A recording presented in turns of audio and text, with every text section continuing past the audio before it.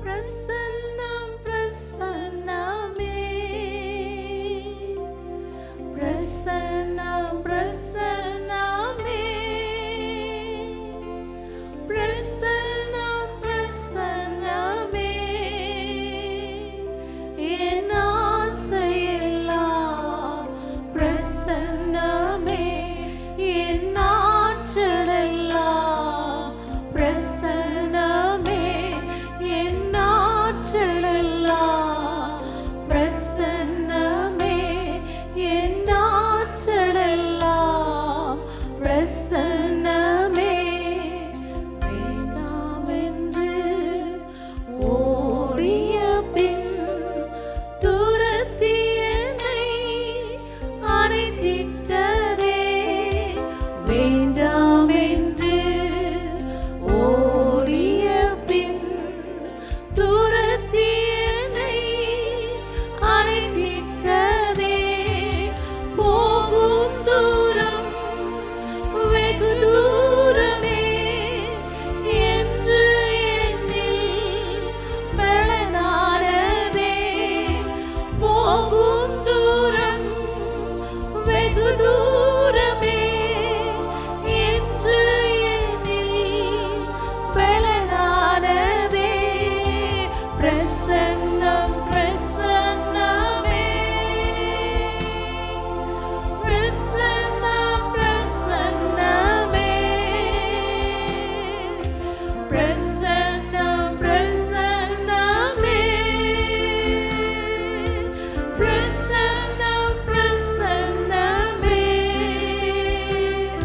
என் ஆசையெல்லாம் பிரசன்னமே என் ஆற்றலெல்லாம் பிரசன்னமே என் ஆசையெல்லாம் பிரசன்னமே என்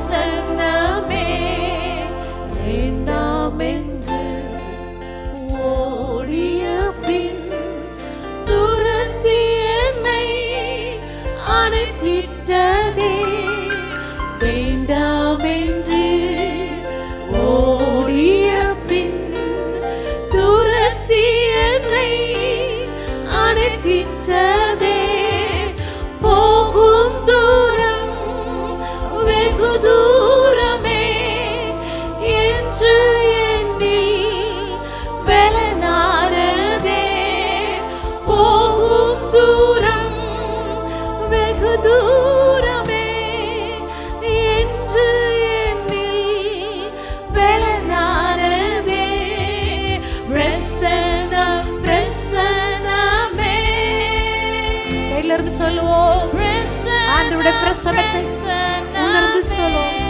Yes Lord பிரசன்னம் பிரசன்னமே பிரசன்னம் பிரசன்னமே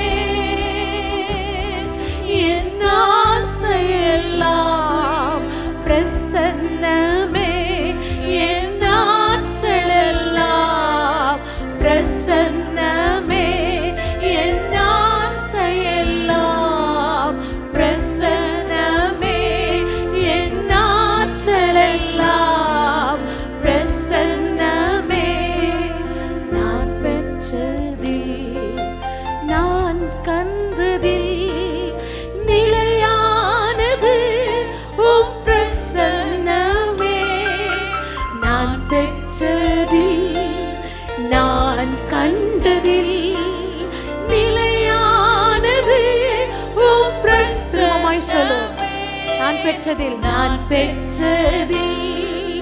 நான் கண்டதில் நிலையானது உம் பிரசன்னமே எளியவனாய் சான்றோர்களாய் நிறுத்துவது உம் பிரசன்னமே எளியவனாய் சான்றோர்களும் நிறுத்துவதும் உம் பிரசன்னமே பிரசன்னம் பிரசன்னமே பிரசன்னம் பிரசன்னமே பிரசன்னம் பிரசன்னமே Yes Lord பிரசன்னம் பிரசன்னமே என் ஆசையெல்லாம் பிரசன்னமே என் ஆற்றலெல்லாம் பிரசன்னமே என் ஆசையெல்லாம் பிரசன்னமே என் ஆற்றலெல்லாம் பிரசன்னமே ஆட்டின் பின்னே அலைந்த என்னை அரியணையில் அமர்த்தியதே ஆட்டின் பின்னே அலைந்த என்னை அரியணையில் அமர்த்தியதே ராஜாங்களால் துரத்தப்பட்டும் ராஜாக மாற்றியதே ராஜாங்களால் துரத்தப்பட்டும் ராஜாக மாற்றியதே பிரசன்னம் பிரசன்னமே கரங்களை உயர்த்தி ஆண்டவரை பிரசன்னத்தை சொல்லுவோம் பிரசன்னமே Yes Lord பிரசன்னம் பிரசன்னமே பிரசன்னம் பிரசன்னமே என் ஆசையெல்லாம் பிரசன்னமே என் ஆற்றலெல்லாம் பிரசன்னமே என் ஆசையெல்லாம் பிரசன்னமே என் ஆற்றலெல்லாம்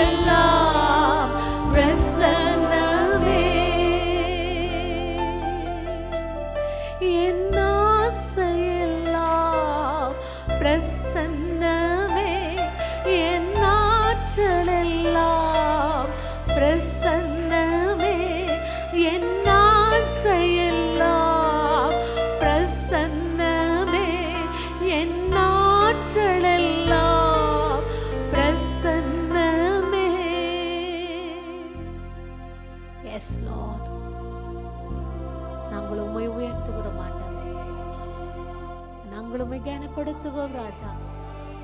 நீ நல்ல தேவன் ஆண்டவரே, உம்மை போற்றுகிறோம் ஏசப்பா. கர்த்தரை தெய்வமாய் கொண்டவர்கள் இதுவரையில் வெட்கப்பட்டதில்லை.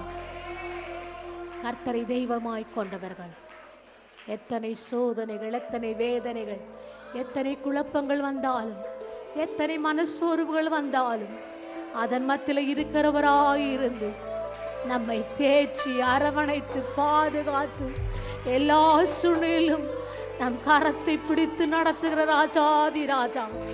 அவர் உண்மையுள்ளவர், அவர் உயிருள்ளவர். தேவனே உண்மையுள்ளவராயிருக்கிறபடியா ஏசப்பா உம்மை உயர்த்துகிறோம் ஆண்டவரே. நிர்மாணதுருக்கத்தின் தேவன் ஆண்டவர், நிர்மாணதுருக்கத்தின் தேவன் ஆண்டவர், இரக்கத்தின் தேவனாயிருக்கிறபடியா நிர்மாணம் இறங்கும் ஆண்டவரே, நிர்மாணம் இறங்கும். உடமாகிவின் பிரசனத்தை எங்கள் மீது வாங்க ஆண்டவரே. உம்மை தெய்வமாய் நாங்கள் கொண்டு இருக்கிறோம். ஓ மக்கு ஸ்தோத்திரம் ஆண்டவரே, உம்மை மகிமைப்படுத்துகிறோம். Yes Lord, yes Jesus. கர்த்தரை தெய்வமாக கொண்டோ இதுவரையில் வெட்கப்பட்டதில்லை. அவரையே ஆதரவாய் கொண்டோ நடுவழியில் நின்று போவதில்லை. கர்த்தரை தெய்வமாக கொண்டோ இதுவரையில் வெட்கப்பட்டதில்லை. அவரையே ஆதரவாய் கொண்டோ நடுவழியில் நின்று போவதில்லை. வேண்டும் போதெல்லாம் என் பதிலானாரே, வாழ்க்கை முழுவதும் என் துணையானாரே. ஜெபிக்கும் போதெல்லாம் என் பதிலானாரே, வாழ்க்கை முழுவதும் என் துணையானாரே.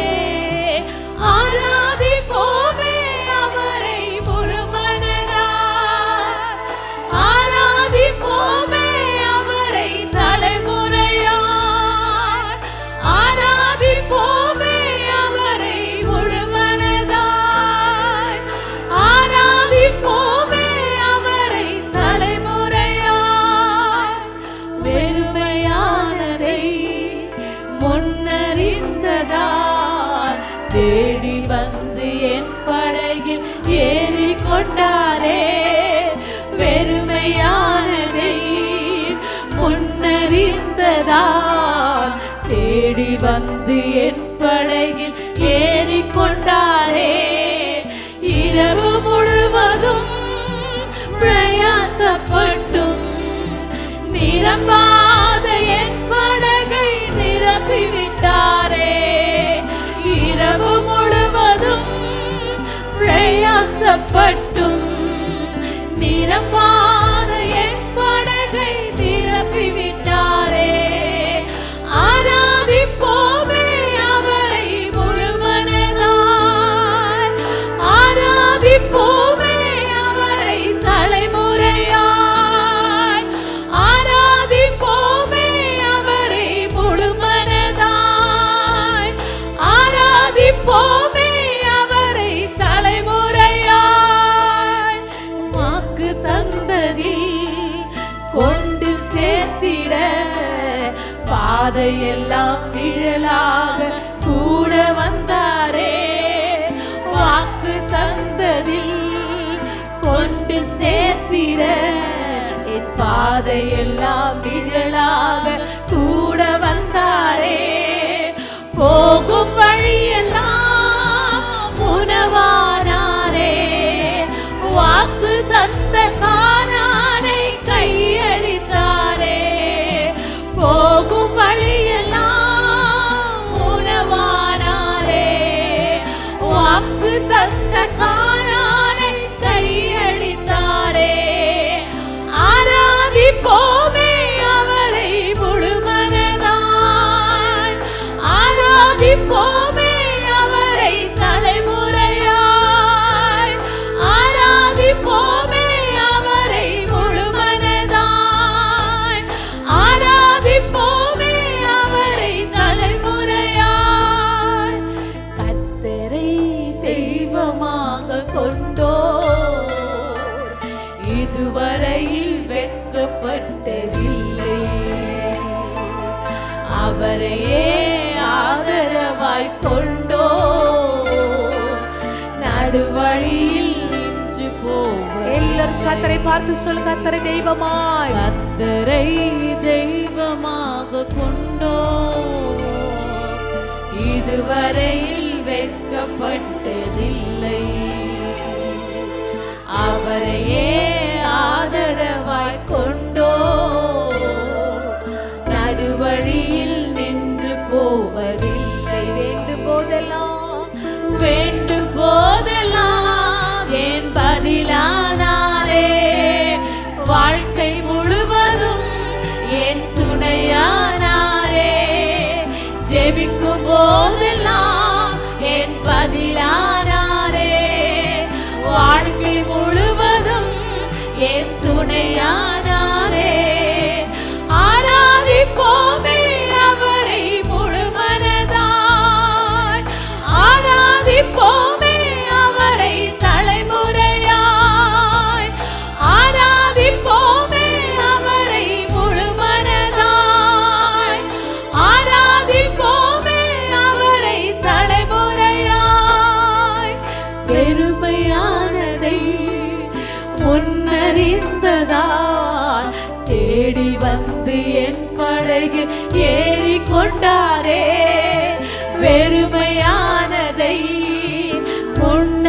முன்னறிந்ததால் தேடி வந்து என் படகில் ஏறி கொண்டாரே. இரவு முழுவதும் பிரயாசப்பட்டும் நிரப்பாத என் படகை நிரப்பிவிட்டாரே. இரவு முழுவதும் பிரயாசப்பட்டும் நிரப்பாத என் படகை நிரப்பிவிட்டாரே. ஆராதிப்போமே அவரை முழுமனதாய், ஆராதிப்போமே அவரை தலைமுறையாய், ஆராதிப்போமே அவரை முழுமனதாய், ஆராதிப்போமே அவரை தலைமுறையாய். வாக்கு தந்ததில் கொண்டு சேர்த்திட என் பாதையெல்லாம் நிழலாக கூட வந்தாரே. வாக்கு தந்ததில் கொண்டு சேர்த்திட என் பாதையெல்லாம் நிழலாக கூட வந்தாரே. போகும் வழியெல்லாம் உணவானாரே, வாக்கு தந்த காராரை கையளித்தாரே. போகும் வழியெல்லாம் உணவானாரே, வாக்கு தந்த காராரை கையளித்தாரே. ஆராதிப்போமே அவரை முழுமனதாய், ஆராதிப்போமே அவரை தலைமுறையாய், ஆராதிப்போமே அவரை முழுமனதாய், ஆராதிப்போமே அவரை தலைமுறையாய். கர்த்தரை தெய்வமாக கொண்டோ இதுவரையில் வெட்கப்பட்டதில்லை. அவரை ஆண்டவராய், அவரையே ஆதரவாய் கொண்டோ நடுவழியில் நின்று போவதில்லை. நின்று போவதில்லை. எல்லாரும் விசுவாசமாய் கர்த்தரை தெய்வமாக கொண்டோ இதுவரையில் வெட்கப்பட்டதில்லை. இனியும் நாங்கள் வெட்கப்பட மாட்டோம் ஆண்டவரே. அவரே விசுவாசமாய் சொல்லுங்க, ஆதரவாய் எனக்குள் இருக்கிறவர் உயிர் உள்ளவர், எனக்குள் இருக்கிறவர் ஜீவன் உள்ளவர். எங்களை ஒருபோது கைவிடுகிற தேவனில்லை. கர்த்தரை தெய்வமாய் கொண்டோ, கர்த்தரை தெய்வமாக கொண்டோ இதுவரையில் வெட்க அகப்பட்டதில்லை. அவரையே ஆதரவாய் கொண்டோ நடுவழியில் நின்று போவதில்லை. வேண்டும் போதெல்லாம் என் பதிலானாரே. வாழ்க்கை முழுவதும் என் துணையானாரே. ஜெபிக்கும் போதெல்லாம் என் பதிலானாரே. என் வாழ்க்கை முழுவதும் என் துணையானாரே. வேண்டும் போதெல்லாம் எனக்கு பதிலாய் இருக்கிறவர், வாழ்க்கை முழுவதும் என் துணையாய் இருக்கிறவர், என் துணையானாரே. ஜெபிக்கும் போதெல்லாம் என் தேவன் எனக்கு பதிலாய் இருக்கிறவர், என் வாழ்க்கை முழுவதும் எனக்கு துணையாய் இருக்கிறவர், என் துணையானாரே. ஆராதிப்போமே அவரை முழுமனதாய், ஆராதிப்போமே அவரை தலைமுறையாய். ஆராதிப்போமே அவரை முழுமனதாய். ஆராதிப்போமே அவரை தலைமுறையாய். எஸ் மாஸ்டர், உம்மை ஸ்தோத்திரிக்கிறோம் ஆண்டவரே. அந்த காலையில் நாங்கள் ஸ்தோத்திர பலி செலுத்துகிறோம் ஆண்டவரே. உம்மை ஸ்தோத்திரிக்கும் பொழுது ஆண்டவரே தேவ மகிமை பெருகிக் கொண்டே இருக்கும் ஆண்டவரே. ஸ்தோத்திரத்தினால் ஆண்டவரே எல்லாவற்றையும் நாங்கள் ஜெயமெடுக்கத்தக்கதாய் ஸ்தோத்திர பலி எடுக்கிற நீ மகிமைப்படுத்துறான்னு சொல்கிறேன். இயேசு ஒருவரே ராஜாதி ராஜா, கர்த்தாதி கர்த்தர், நீ சர்வ வல்லமையுள்ளவராய் இருக்கிறபடியால் உம்மை நாங்கள் ஸ்தோத்திரிக்கிறோம், உயர்த்துகிறோம் ஆண்டவரே. நீர் உடைய பிரசன்னத்தினாலே எங்கள் நிரப்பினதுக்காய் ஸ்தோத்திரம் ஆண்டவரே. உடைய மகிமைக்காய் ஸ்தோத்திரம் ஸ்தோத்திரம் ஆண்டவரே. உம்மை மகிமைப்படுத்துகிறோம் ஆண்டவரே. எஸ் லார்ட், உம்மை ஸ்தோத்திரிக்கிறோம் ஆண்டவரே. நீரே புகழுக்குரியவர், மகிமைக்குரியவர். இந்த காலை ஆராதனையில் ஆண்டவர் ஒவ்வொரு ஆராதனையிலும் சிறந்த தேவனாய் இருக்கிறபடியால் உம்மை நாங்கள் ஸ்தோத்திரிக்கிறோம். நீ செய்த நன்மைகள் ஒன்று அல்ல ஆண்டவரே, இரண்டு அல்ல ஆண்டவரே. நாங்கள் நினைக்கிற காரியங்களுக்கு மேலாய், வேண்டுகிற காரியங்களுக்கு மேலாய், சிந்திக்கிற காரியங்களுக்கு மேலாய் நீ செய்து கொண்டிருக்கிறீர். உடைய மகிமைக்காய் ஸ்தோத்திரம் ஆண்டவரே. உம்மை நாங்கள் ஸ்தோத்திரிக்கிறோம். எஸ் லார்ட், உம்மை ஸ்தோத்திரிக்கிறோம் ராஜா, உம்மை ஸ்தோத்திரிக்கிறோம், உம்மை மாத்திரம் ஸ்தோத்திரிக்கிறோம்.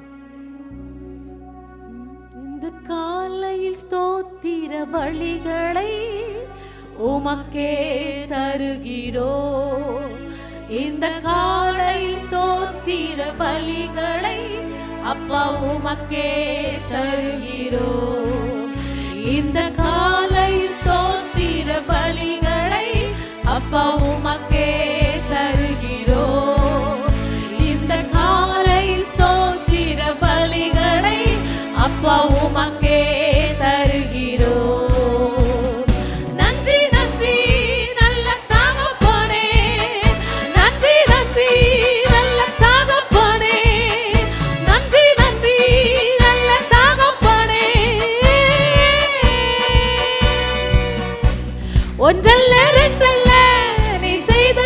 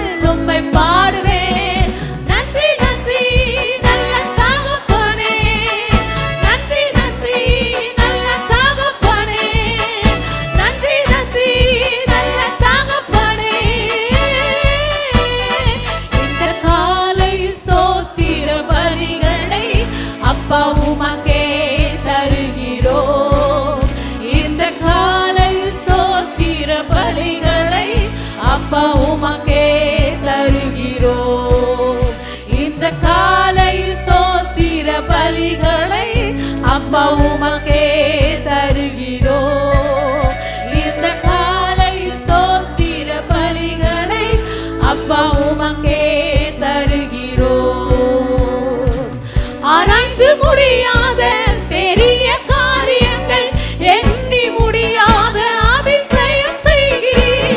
ஆராய்ந்து முடியாத பெரிய காரியங்கள், எண்ணி முடியாத அதிசயம் செய்கிறீர். ஆர்வத்தோடு உம்மை துதிப்பேன், பணிந்து குனிந்து தொழுதிடுவேன். ஆர்வத்தோடு உம்மை துதிப்பேன், பணிந்து குனிந்து தொழுதிடுவேன். நன்றி நன்றி நல்ல தகப்பனே, நன்றி நன்றி நல்ல தகப்பனே, நன்றி நன்றி நல்ல தகப்பனே. இந்த காலை ஸ்தோத்திர பலிகளை அப்பா உமக்கே தருகிறோம். இந்த காலை ஸ்தோத்திர பலிகளை அப்பா உமக்கே தருகிறோம். இரக்கமுள்ளவர், உருக்கமுள்ளவர், நீடிய சாந்தமும் கிருபையும் உள்ளவர். இரக்கமுள்ளவர், உருக்கமுள்ளவர், நீடிய சாந்தமும் கிருபையும் உள்ளவர். தாயை போல தாங்குகிறீர், தந்தையை போல நடத்துகிறீர். தாயை போல தாங்குகிறீர், தந்தையை போல நடத்துகிறீர்.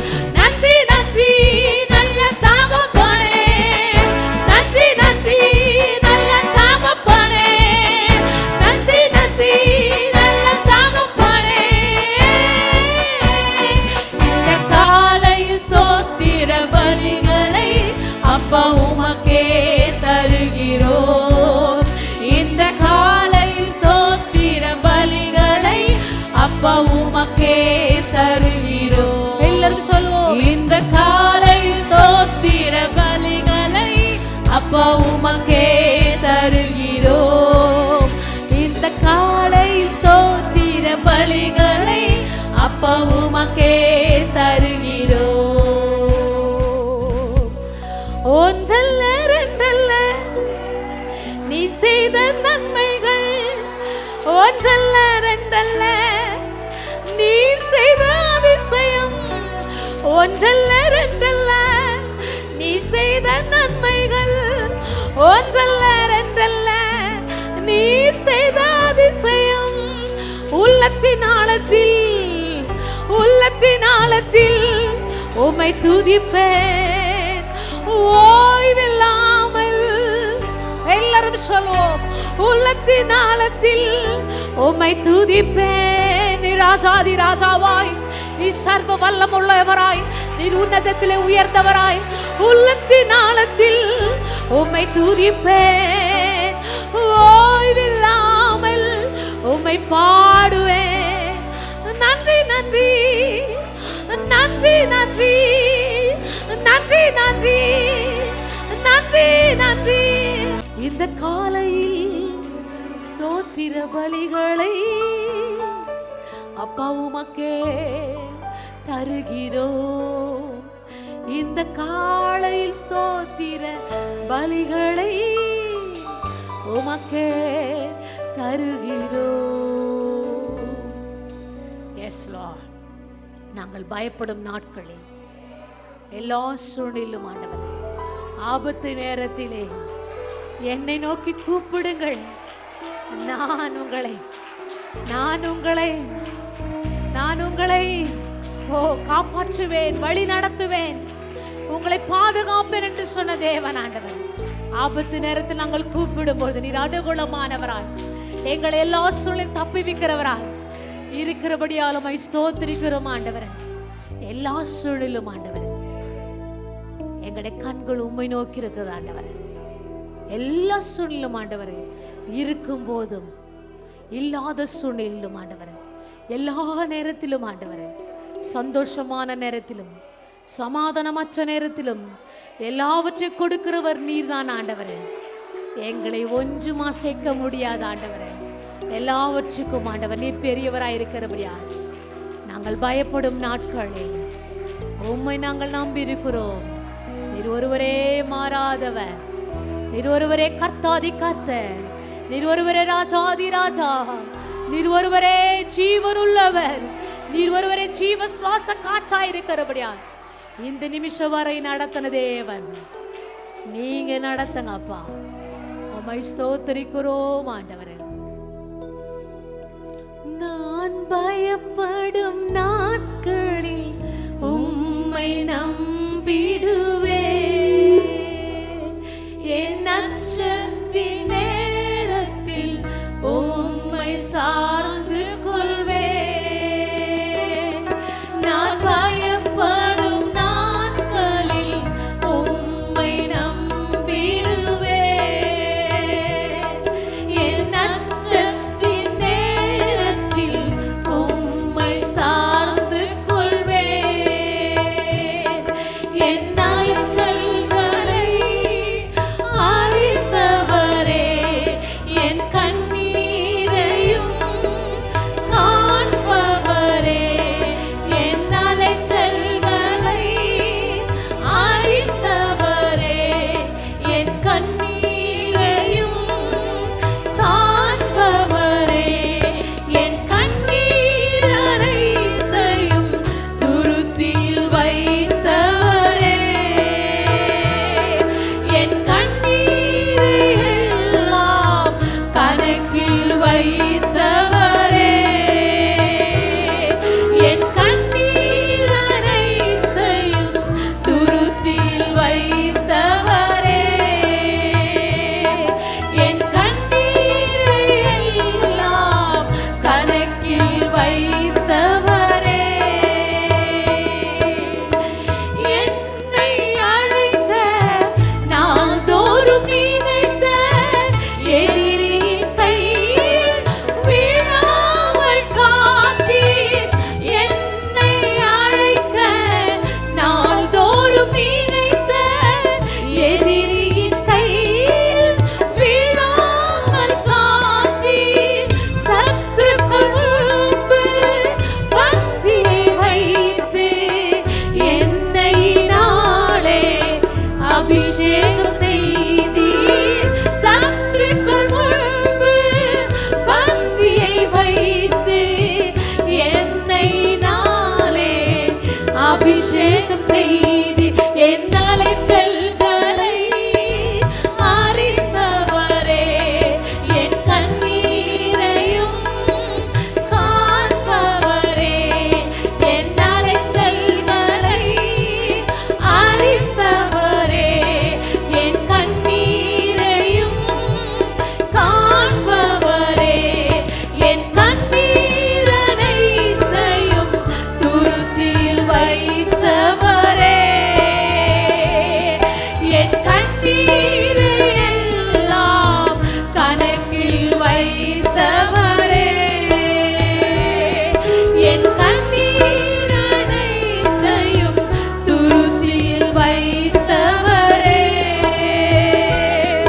என் கண்ணீரை எல்லாம் கணக்கில் வைத்தவரே. எனக்காக யாவையும் செய்து முடித்த தகப்பன் இருக்க குறைவு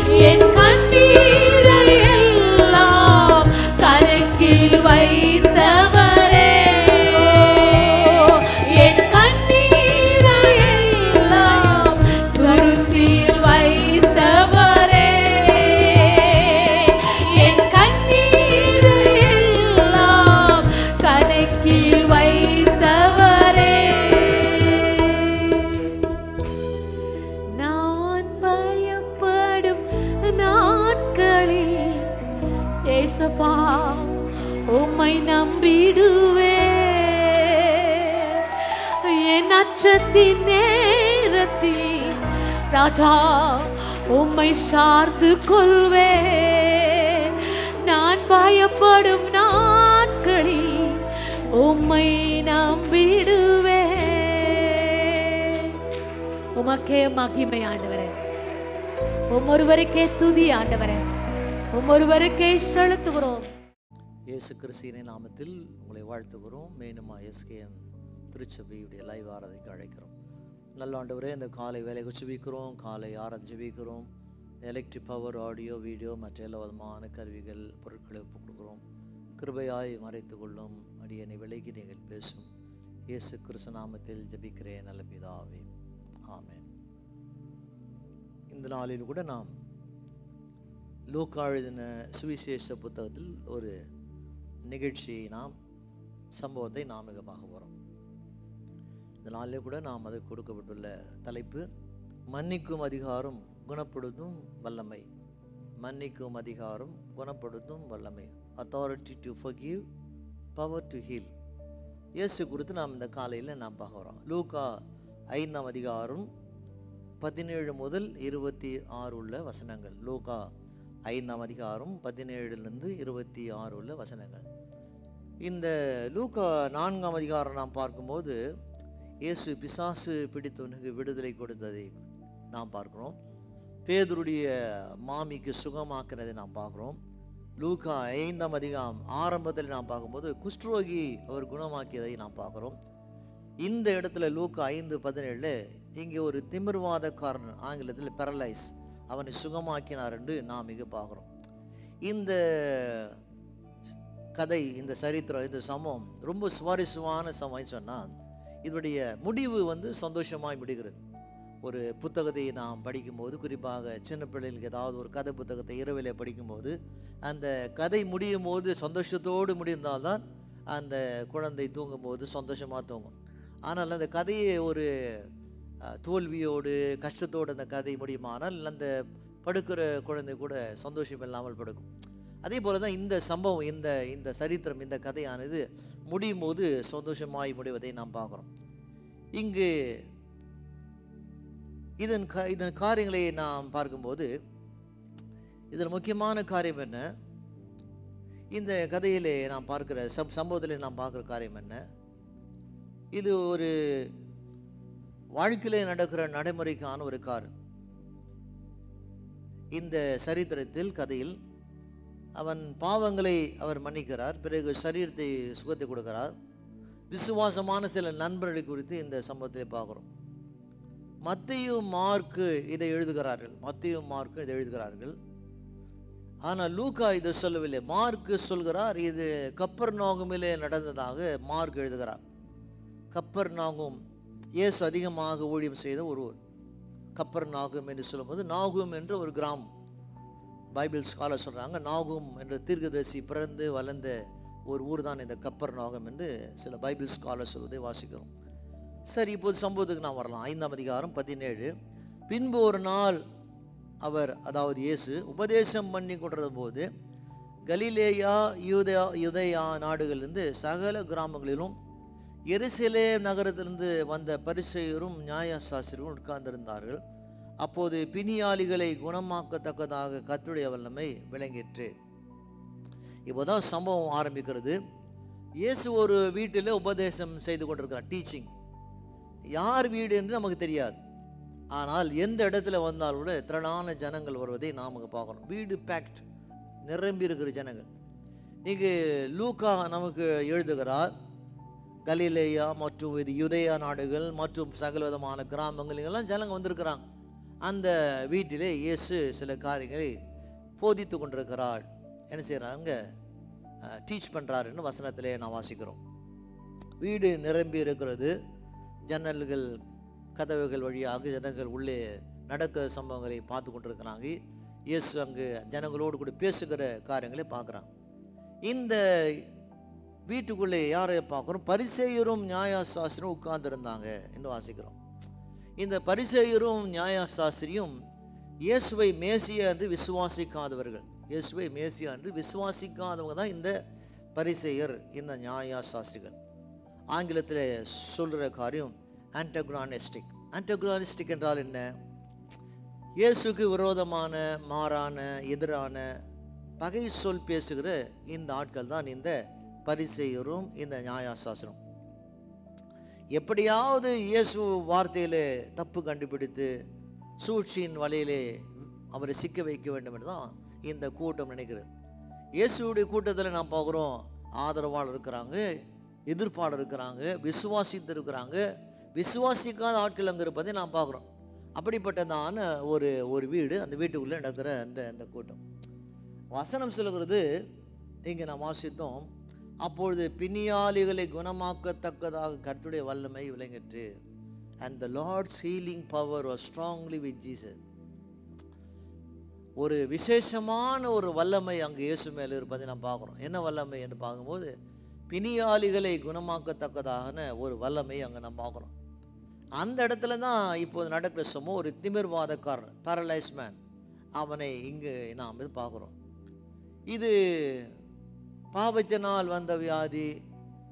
இது பொதுவான கருத்து. அநேகர் சொல்கிறாங்க இது பாவத்தினால் வந்த வியாதி என்று பொதுவான கருத்தை நாம் பார்க்குறோம். இதை நாம் இப்படியே இது ஒரு ஆழமான ஒரு ஒரு ஒரு ஒரு நேரம். இதை குறித்து நாம் பார்க்கும்போது யோவான் 9ஆம் அதிகாரம் 1-3 நீங்கள் வாசிக்கும் போது, இயேசு எருசலேமில் நடந்து போகிறார். அப்போது பிறவி குருடன் ஒருத்தன் வழியில் இருக்கிறான். அப்போது சீசர் கேட்குறாங்க, ஆண்டவரே, அவன் குருடனாக இருப்பது அவனுடைய தவறா, அவனுடைய பெற்றோருடைய தவறா என்று கேட்கும்போது, பாவத்தினால் வந்ததை கேட்கும்போது, அப்போது இயேசு சொல்கிறா, இல்லை, இது தேவனுடைய மகிமைக்காக வந்தது என்று சொல்கிறார். அப்போது எல்லா வியாதியும் பாவத்தினால் வந்த வியாதி இல்லை என்பதை நாம் புரிந்து கொள்ள வேண்டும்.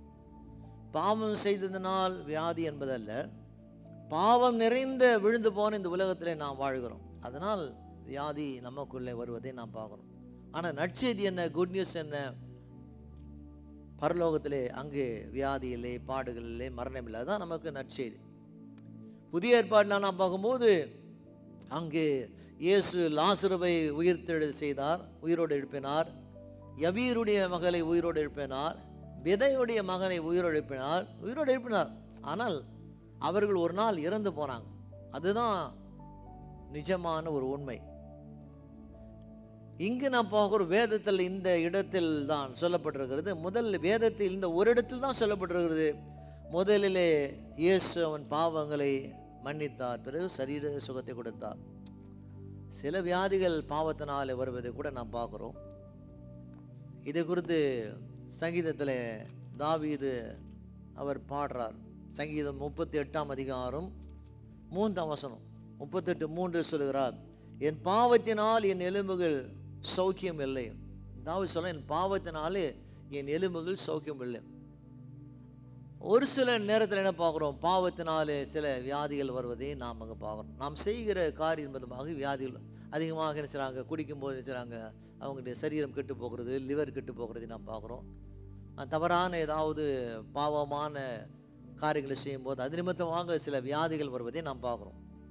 ஆனால் இவனுடைய காரியங்களை பார்க்கும்போது இது இந்த திமிர்வாதக்காரன் இவனுடைய வியாதியை குறித்து நாம் பார்க்கும்போது இது ஏதோ அவனுடைய கடந்த காலத்தில் நடந்த ஒரு பாவமான ஒரு அது நிமித்தமாக தான் இவனுக்கு இந்த திமிர்வாதம் வந்ததாக நினைச்சாங்க ஆராய்ச்சியாளர்கள், பைபிள் ஸ்காலர் சொல்வதை நாம் அங்கே பார்க்குறோம்.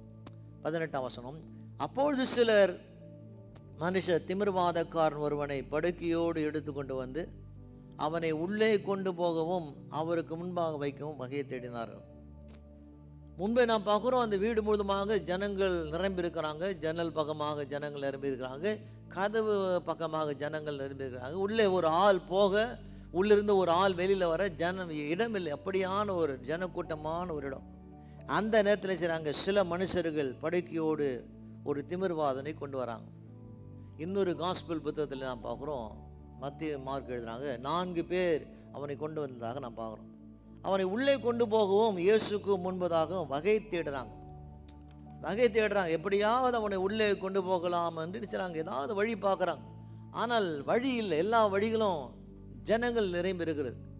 நம்முடைய வாழ்க்கையில, ஆவிக்குரிய வாழ்க்கையில் இயேசுவை நாம் தேடி போகும்போது, எப்படியாவது சந்திக்க வேண்டும் என்று நினைக்கும் போது பலவிதமான தடைகள் வருவதை நாம் பார்க்குறோம். தடைகள் எல்லாவற்றையும் நாம் தாண்டி போனால்தான் ஆண்டவராக இருக்கிற இயேசுவை நாம் சந்திக்க விடும். அதே சூழ்நிலை தான் இவனை எவ்வளவு தூரத்துலேருந்து இவனை தூக்கி கொண்டு வந்தாங்களேன்னு நமக்கு பைபிள் நமக்கு இல்லை. ஆனால் அவனை என்ன செய்தாங்க, இந்த 4 பேர் தூக்கி வந்தாங்க. இப்போது வீட்டுக்கிட்ட வந்துட்டாங்க. இங்கே வீடு பார்க்குறோம் நிரம்பியிருக்கிறது. அந்த வீட்டுக்குள்ளே போகவும் முடியல. இயேசுக்கு முன்பதாக அவனை வைக்கலாம் என்றால் அங்கே இடமே இல்லை. ஜனக்கூட்டம் மிகுதியாக இருக்கிறத பார்க்குறோம். ஆண்டவரை நெருங்கிறதுக்கு ரொம்ப கஷ்டப்படுறாங்க. ரொம்ப தூரம் வந்துட்டாங்க பிரயாணமாக. இப்போது அந்த வீட்டுக்குள்ளே போக முடியாதபடி போராட்டம் இருப்பதை நாம் பார்க்குறோம். 19ஆம் வசனம், ஜனக்கூட்டம் மிகுதியாக இருந்தபடினால் அவனை உள்ளே கொண்டு போகிறதுக்கு வகை காணாமல். இப்போது உள்ளே போக முடியல, முடிவு பண்ணிட்டாங்க. சரி, அவரை நெருங்க வழியில் பல தடைகள் வருகிறது, போக முடியாது, சூழ்நிலை இப்படி இருக்கிறது. சூழ்நிலை பார்த்து அவங்க தளர்ந்து போய் அபிசுவாசப்பட்டு அவங்க வீட்டுக்கு மீண்டுமாக அவனை தூக்கி போகவில்லை. வந்த வண்ணமாக அவனை திரும்பி கொண்டு போக எண்ணம் இல்லை. நம்முடைய வாழ்க்கையில் ஆண்டவராக இருக்கிற இயேசுவை நாம் நெருங்க முடியாமல் போகும்போது, அவரிடத்தில் நெருக்கமாய் வர முடியாமல் போகும்போது, நாம் சோர்ந்து போய் பலவீனப்பட்டு போய் அபிசுவாசமாய் நாம் வந்த வண்ணமாய் நாம் திரும்பி போவோமானால் அப்போது வாழ்க்கையிலே நாம் வெற்றி காண முடியாது. சர்ச்சைக்கு வரோம், சர்ச்சைக்கு வரும்போது ஆண்டவரை என்ன செய்கிறோம், துதிக்கலாம் என்று நினைக்கிறோம். அவரை துதிக்க நினைக்கும் போது பலவிதமான உள்ளத்தில் நடந்த நிகழ்ச்சிகள், கஷ்டங்கள், போராட்டங்கள்லாம் நிலை வரும்போது அவரை துதிக்க முடியாமல் போகிறது. ஆராதனை வேலை வசனத்தை கேட்கலாம்னு சொல்லும்போது அப்போது மாமிசத்துக்கும் சிந்தனைக்கும் பெரிய ஒரு போராட்டம் இருக்கிறது. அவரை நெருங்கலாம், வசனத்தை வார்த்தையை மனப்பூர்வமாய் கேட்கலாம் நினைக்கும் போது அப்போது பெரிய ஒரு நமக்குள்ள ஒரு போராட்டம் இருப்பதை பார்க்குறோம். அதே போல் அவரை நெருங்க வழி இல்லாமல் பல விதமான தடைகள் இருப்பதை பார்க்குறோம்.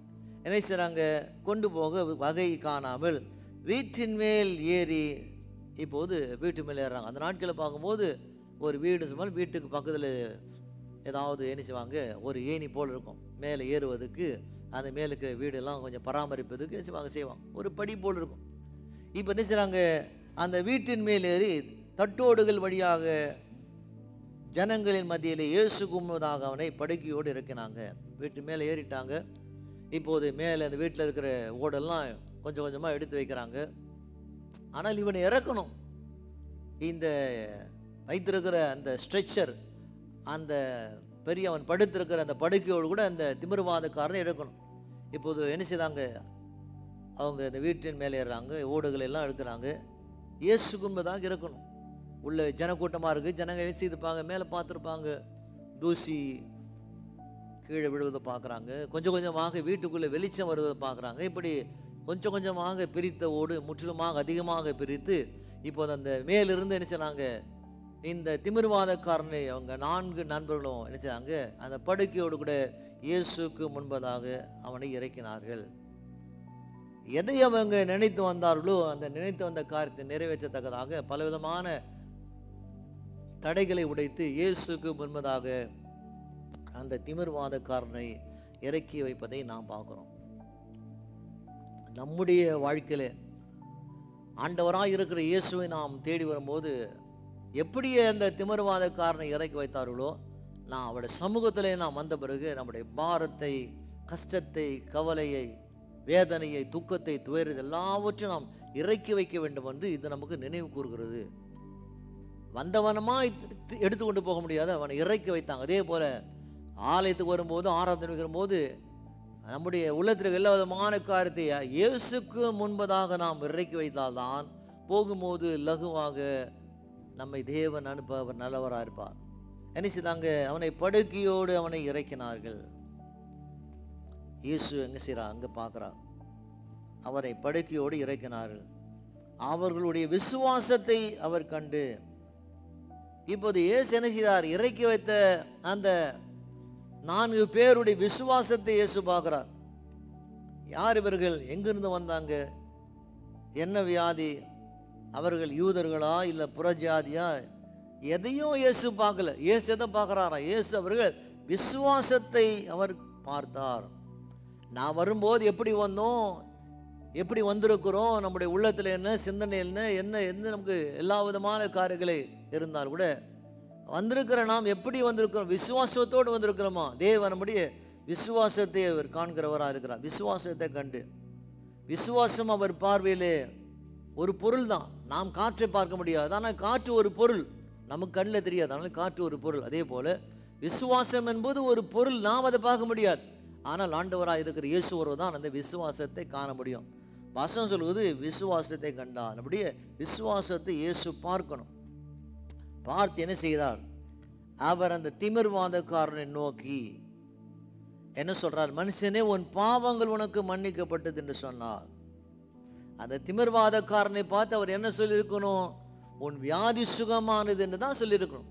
அதை சொல்வதை விட்டு இவர் சொல்றார், உன் பாவங்கள் உனக்கு மன்னிக்கப்பட்டது. பாவங்கள் மன்னிக்கப்படுவதற்காக அவன் இங்கே வரல, அவனை கொண்டு வரல, அவன் சுகமாக்கப்பட வேண்டும் தான் அவனை கொண்டு வந்தாங்க. ஆனால் இயேசு என்ன சொல்றார்? உன்னுடைய பாவங்கள் உனக்கு மன்னிக்கப்பட்டது என்று சொல்றார். உன் பாவங்கள் உனக்கு மன்னிக்கப்பட்டது. இவன் வியாதி சரீரம் சம்பந்தப்பட்டது மட்டுமல்ல, இது ஆத்மா சம்பந்தப்பட்டது. அவனுக்கு வந்த வியாதி எல்லாருக்கும் யோசிக்கிறாங்க சரீர சம்பந்தப்பட்ட வியாதி, ஆனால் இது சரீர சம்பந்தப்பட்ட வியாதி மட்டுமல்ல, ஆத்மா சம்பந்தப்பட்ட வியாதி என்பதை இயேசு அங்கு புரிந்திருக்கிறார்.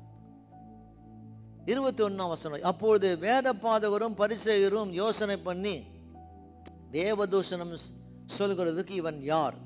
தேவன் ஒருவரே அன்றி பாவங்களை மன்னிக்கத்தக்கவன் யார் என்றார்கள். முன்பு நாம் வாசித்தோம், இந்த வேத பாதகரும் பரிசேயர் ஏதாவது இயேசுடைய வார்த்தையில் தப்பு கண்டுபிடிக்கிற ஆட்கள் என்ன செய்கிறாங்க? யோசனை பண்ணுறாங்க. என்ன சொன்னாங்க? தேவதூஷணம் சொல்கிறதுக்கு இவன் யார்? தேவன் ஒருவர் தான் பாவங்களை மன்னிக்க முடியும். அவங்க சொல்றது சரிதான், தவறில்லை.